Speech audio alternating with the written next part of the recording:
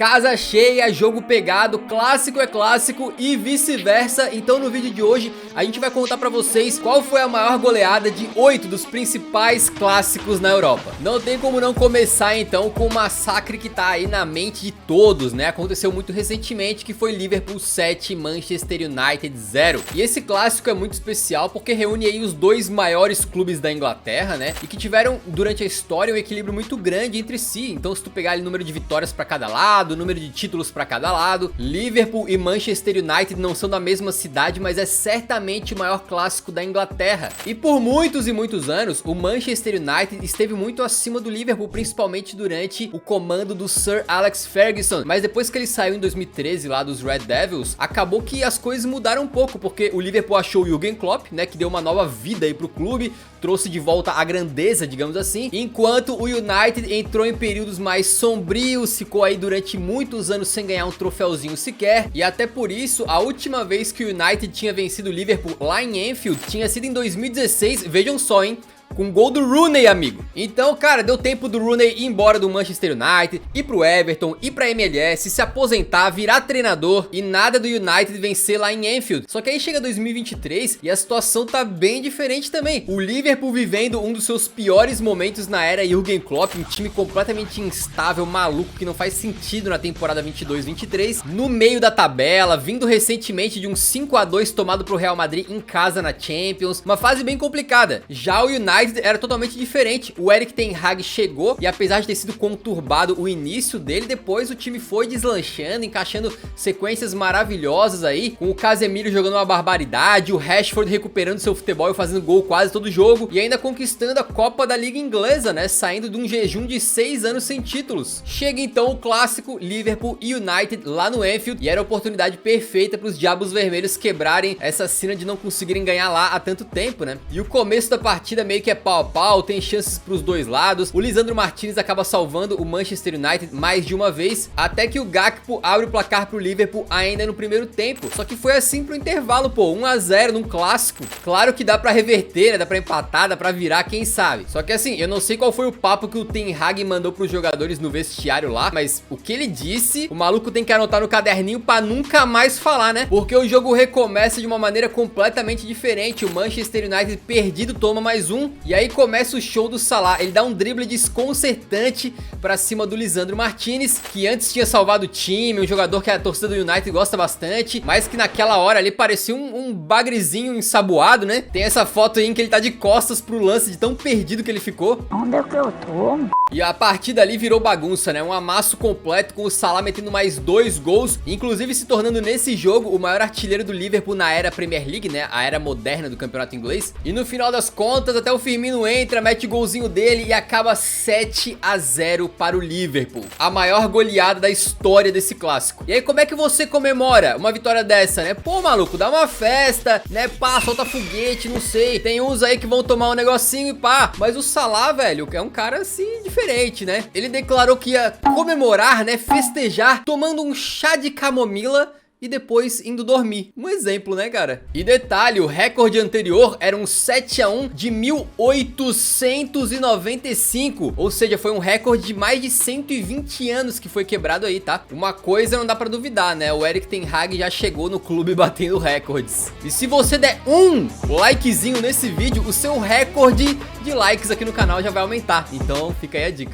E cara, não tem como a gente falar de todos os grandes clássicos da Europa, tá? Alguns vão ficar de fora. Inclusive, a gente vai tentar não repetir times. Então, por exemplo, Liverpool e Everton não vai entrar. Mas vamos falar de mais um clássico inglês, que é Arsenal e Tottenham. O famoso derby do norte de Londres, que teve a sua maior goleada da história, sendo um Gunners 6, Spurs 0. O problema pra gente contar essa história pra você é que ela se deu no ano de 1935. Ou seja, cara, foi antes da Segunda Guerra Mundial, né? 5 anos antes do Pelé nascer. Então não tem como a gente dar muitos detalhes nesse jogo e nem vamos ter imagens, né? Inclusive, boa sorte pro nosso querido editor de se virar, né, pra conseguir ilustrar o que eu tô falando aqui.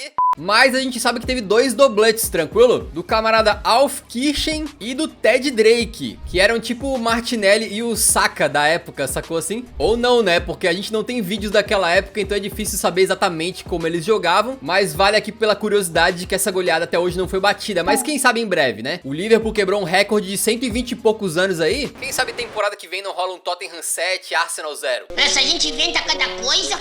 Agora a gente vai para a Espanha e viajamos para o ano de 1943 para falar da maior goleada da história do El Clássico. Você pode se surpreender ao saber que foi Real Madrid 11, Barcelona 1. Só que nessa história tem muito mais por trás do que um mero apagão, digamos assim, dos jogadores do Barça, né? O jogo se deu poucos anos depois do término da Guerra Civil Espanhola, que quando acabou, culminou aí com a instalação de uma ditadura na Espanha através do general Franco, né? Chega então o ano de 1943 e o Real enfrentava o Barcelona na semifinal da Copa del Generalíssimo, que hoje se chama Copa do Rei, mas na época tinha esse nome aí justamente em homenagem ao general Franco, né? O primeiro jogo foi 3-0 pro Barcelona e parecia que os culés estavam colocando um pé e pouco ali já na final, só que o jogo de volta teve algumas circunstâncias esquisitas. Na casa do Real Madrid, a torcida fazia uma pressão imensa. Diz a lenda que eles ficavam gritando gritos realmente pesados, desejando, digamos, o pior dos piores para os jogadores do Barcelona que estavam em campo. Além da conta que o goleiro do Barcelona teve que jogar adiantado o jogo inteirinho para evitar receber objetos na cabeça que estavam sendo atirados pela arquibancada. A arbitragem diz a lenda que não fazia nada e tem até um rumor de que um general da ditadura lá fez uma visitinha nos vestiários do Barcelona. O que ele foi fazer lá a gente não sabe, mas naquela época o contexto político era bem complicado, para dizer o mínimo, e o Barcelona e a torcida do Barcelona eram identificados assim mais com a revolta popular, com a rebelião, com a resistência à ditadura, né? Então foi uma situação esquisitíssima, com muitos rumores aí, que a gente não tem provas concretas, né? Mas o fato é que com esse contexto todo, o Real Madrid simplesmente amassou o Barcelona com 8 gols apenas no primeiro tempo, e ainda fez o 11-0 antes dos catalães conseguirem diminuir para 11-1, né? O que seria aí uma das goleadas mais humilhantes de toda a história do futebol europeu. Mas com tudo que aconteceu, nem o próprio Real Madrid gosta de ficar se gabando muito desse resultado, saca? Eles não gostam de ficar trazendo isso à memória, relembrando e tal, porque era um período muito sombrio da história da Espanha, e isso também respingou, obviamente, na história do Real Madrid. Perguntado sobre a rivalidade dessas equipes, o goleiro reserva do Barcelona naquela ocasião disse o seguinte: não tinha rivalidade, pelo menos não até esse jogo. Então é um contexto bem complicado, mas um jogo que acabou sendo histórico pela goleada e também por fazer florescer esse embate tão fervoroso entre essas equipes que dura até hoje, né? O próximo nome da lista também é histórico porque aconteceu nessa mesma data de 1943, foi no Clássico de Portugal, quando o Benfica estraçalhou o Porto por 12-2, mais um daqueles placares elásticos que a gente só via antigamente, né? Nessa época, esse confronto entre as duas equipes já era considerado um clássico, muito porque 10 anos antes tinha tido um jogo entre Benfica e Porto, em que o horário da partida tinha sido alterado assim, logo antes do apito inicial quase, sem o Benfica ter sido avisado, e aí o resultado acabou sendo Porto 8-0, e o pessoal do Benfica ficou completamente indignado, e os dois clubes cortando as relações por vários anos. Chega então 1943 e o Benfica devolve aqueles 8-0 com juros, né? Manda 12-2 com 4 gols do artilheiro Julinho, e cara, fora isso a gente não tem mais muitas informações e certamente não temos imagens pra mostrar, né? É um jogo muito antigo, mas de qualquer maneira fica o registro histórico aí. O que a gente sabe mesmo é que essa goleada nunca foi superada, né? E mais uma que aconteceu no ano de 1943, o ano das goleadas, né? Quem viveu não esquece. Agora a gente vai pra um clássico semelhante com times de cidades diferentes, que foi a lapada que o Borussia Dortmund tomou do Bayern de Munique por 11-1. E você achando que hoje o Borussia Dortmund era freguês do Bayern, né? Só que a situação naquela época era muito diferente, beleza? Hoje a gente vê o Bayern de Munique aí dominando a Bundesliga, geralmente levantando os canecos, e o Borussia Dortmund muitas vezes tentando ali ameaçar, parece que vai conseguir brigar e tal, mas no final das contas fica sem. Mas na década de 70 as coisas eram um pouco diferentes. O Bayern de Munique já tava virando ali uma grande potência, estava prestes a entrar a fase mais vitoriosa da sua história, enquanto o Borussia Dortmund vivia problemas financeiros, estava brigando na parte de baixo da tabela. Por isso hoje a gente conhece essa partida como um grande clássico, né? Tem até nome próprio, o Der Klassiker, mas naquela época era apenas um jogo comum, digamos assim. E em 1971, então, o Borussão era um time composto principalmente por jovens da região, enquanto o Bayern de Munique já tinha um esquadrão que viria a se consagrar muito em breve. com o Sepp Maier, o Paul Breitner, o Beckenbauer, um dos melhores zagueiros de todos os tempos, o touro Franz Roth e um dos maiores ídolos e artilheiros da sua história, o Gerd Müller. A humilhante goleada teve gols de praticamente todos eles, incluindo 4 só do Müller, e a situação foi tão feia que o placar na época não estava preparado para lidar com um 11-1, então eles não tinham 3 plaquinhas de número 1, saca, para fazer o placar ali? Então eles tiveram que fazer uma gambiarra e substituir um dos 1s por 7 para completar o 11-1 naquelas plaquinhas que fazia assim o placar, né? Então na prática, para quem viu lá no dia,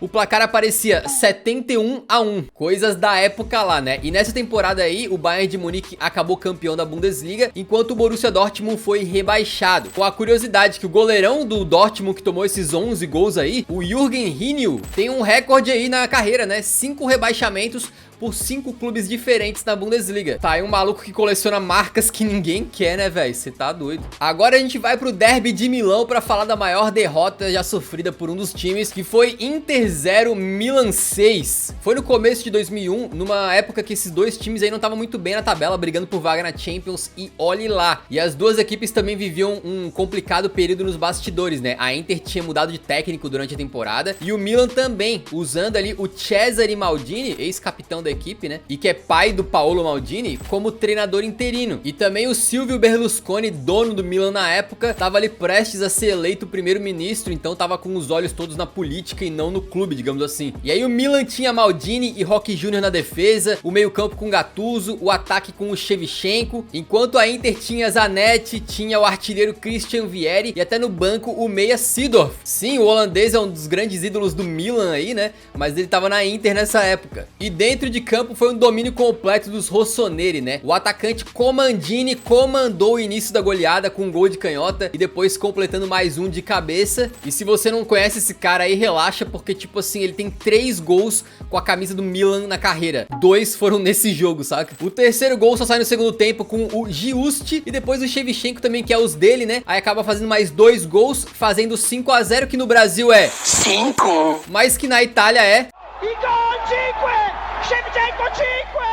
E poi Scalareale! O brasileiro Serginho fecha o caixão, completo 6-0, a maior demolição na história do Derby della Madonnina. E vamos pra Holanda agora falar do The Klassieker, né, que é o jogo entre Ajax e Feyenoord, que teve a maior goleada da história, sendo um Ajax 8-2, na época do Johan Cruyff. Aí você pensa, pô, o Cruyff jogando lá na Ajax deve ter destruído, né? Mas não, nessa época ele tava no Feyenoord. Pois é, foi lá em 1983 que o Cruyff tinha voltado pro Ajax, né, tava no final da sua carreira com 36 anos de idade, parecia que ia encerrar por lá mesmo. Só que aí ele teve uma desavença com a diretoria do clube, porque os caras estavam achando que ele tava muito velho, ofereceram um contrato normal pra ele, não um super contrato de estrela, né? Aí ele ficou pé da vida e a forma de se vingar, digamos assim, foi assinando com um dos grandes rivais, o Feyenoord. Uma decisão que meio que deixou todo mundo incomodado por ali, né? Mal comparando, seria, sei lá, cara, imagina que o Salah não renova com o Liverpool e assina com o Manchester United, né? O Cruyff queria então se provar, né? Mostrar que o Ajax estava errado em deixar ele sair, e o que melhor do que um clássico logo no início da temporada. Além do Cruyff, o Feyenoord também tinha um jovem Ruud Gullit, enquanto o Ajax tinha feras como Ronald Koeman, novinho, Frank Rijkaard e o grande craque Marco van Basten, que tinha 18 aninhos, mas já metia gol a rodo, hein? E não deu outro, o Ajax começou arrasador, marcando 3 gols.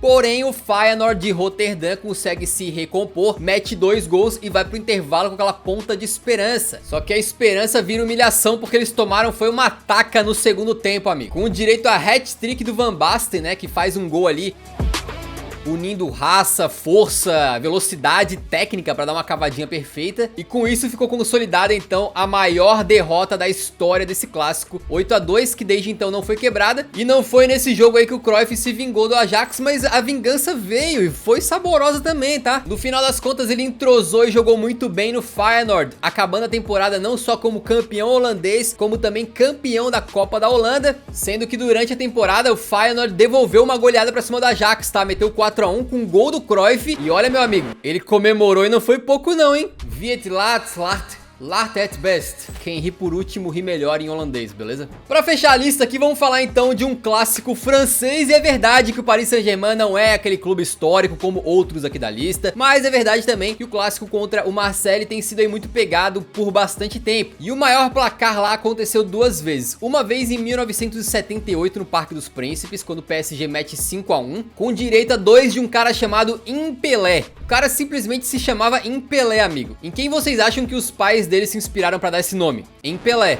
Mentira, ele nasceu em 1947 e o Pelé em 1940. Então as chances de ter rolado uma inspiração aí são bem próximas de zero. Mas outro fato curioso desse jogo é que tinha um amante de livros, né? O Feliz Lendo. Mas deixando de palhaçada e voltando aqui, cara, teve outra vez que aconteceu esse 5-1, que foi agora em 2017, e o PSG venceu na casa do Marselha. Então a gente considera que foi a maior humilhação, porque foi na casa do adversário. E diferente de 1978, o PSG já era bilionário, já tinha um baita de um elenco aí, com o Thiago Silva, com o Marquinhos, com o Lucas Moura, com o Cavani. E do outro lado, o principal nome era o Dimitri Payet, mas o time do Marseille não tava indo muito bem. O Marquinhos então abre o placar de cabeça, depois o artilheiro Cavani marca o seu com uma cavadinha nojenta. Aí tem gol do Lucas, tem gol até do Draxler. O Marseille diminui para fazer 4-1, mas o Matuidi fecha a conta com um gol de fora da área, completando o 5-1 em pleno Velodrome, empatando com a maior goleada da história sobre o seu maior rival. Aí você vai olhar a comemoração dos jogadores do PSG no final do jogo, é tipo como se fosse uma coisa normal, saca? A mesma emoção de quem vai comprar um pão na padaria. Vai entender, cara, 5-1. E olha só, tem mais um detalhe que eu sou obrigado a falar, né? Já que a gente tá no tema, você sabe qual que era o nome do goleiro do Marseille nesse jogo? Exatamente, cara. Você acertou. Pelé. Tá brincando comigo? Pegadinho? Eu não tô zoando, tá? Nesse caso era o Johan Pelé. Então nas duas maiores goleadas da história desse clássico tinha um Pelé em campo. Coincidência, né, cara? Se você curtiu essas coincidências maravilhosas, deixa o like antes de sair, que ajuda muito a divulgar o vídeo e o canal pra mais gente. A gente espera que você tenha curtido. Nos vemos no próximo, então. Um grande abraço. Falou!